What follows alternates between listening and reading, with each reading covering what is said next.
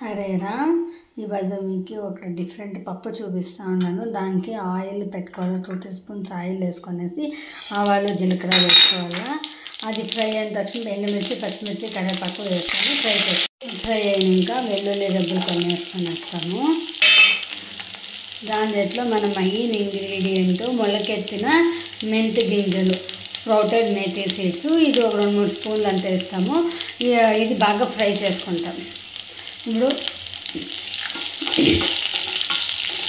ఈ మెంతులు దీంట్లో బాగా ఫ్రై కావాలా. మామూలు 24 hours కాదు, 30 hours నానబెట్టి మొలకెత్తితే ఇది బాగా వస్తుంది.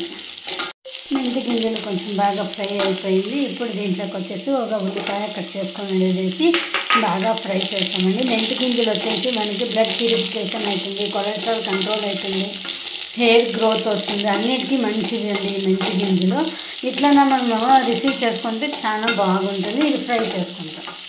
ఈ మెంతి గింజలు ఉల్లిపాయలంతా కొంచెం ఫ్రై అయినాక సన్నగా కట్ చేసి పెట్టుకొని ఉండే ఒక 3-4 వంకాయలు వేసుకొని ఇది నేను ఫ్రై చేసుకుంటాం. ఇందులో పెట్టుకొనేసి ఇది వంకాయ కొంచెం వంకాయ కనుక మగ్గించుకోవాలి. కొంచెం బాయిల్ అయ్యలేదు కాబట్టి ఆయిల్లో బాగా ఫ్రై చేసుకొని సాఫ్ట్ చేసుకొనేస్తాం. వీటిని వంకాయ కొద్దిగా మగ్గిపోయింది కదండి. ఇప్పుడు దీంట్లోకి 2 టమాటాలు సన్నగా కట్ చేసుకొనేసి దీనిని బాగా ఫ్రై చేసుకుంటాం. చూడండి, టమాటా వంకాయ అంతా కొద్దిగా బాగా మగ్గిపోయింది.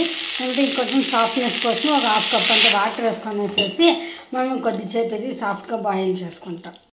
చూడండి, మెంతులు వంకాయ టమాటా అంతా బాగా ఉడికిపోయింది. దీంట్లోకి 1 స్పూన్ అంతా చింతపండు రసం వేసుకుంటాం. ఇది వేసుకున్నాక ఆ మెంతుల్లో చేదు అనేది వెళ్ళిపోతుంది. అసలు మలుపులు కడితేనే మెంతుల్లో చేదు వెళ్ళిపోతుంది. ఇప్పుడు పులుసు అంతా వేసుకున్నాక కొంచెం చేదు డౌన్ అయిపోయింది, తినేకేమీ అనిపించలే. ఉప్పు, పసుపును, కారం పొడి ఇవంతా వేసుకొనేసేసి బాగా మిక్స్ చేసుకుంటాము. ఇప్పుడు దీంట్లోకి బాగా మెత్తగా ఉడకపెట్టుకొని ఉండే కందిపప్పు సహా వేసుకొనేసి బాయిల్ చేసుకుంటాం. చూడండి, ఇదంతా బాగా ఇట్లా మిక్స్ చేసుకొని ఇంకొక 5 minutes బాయిల్ చేసుకుంటాము.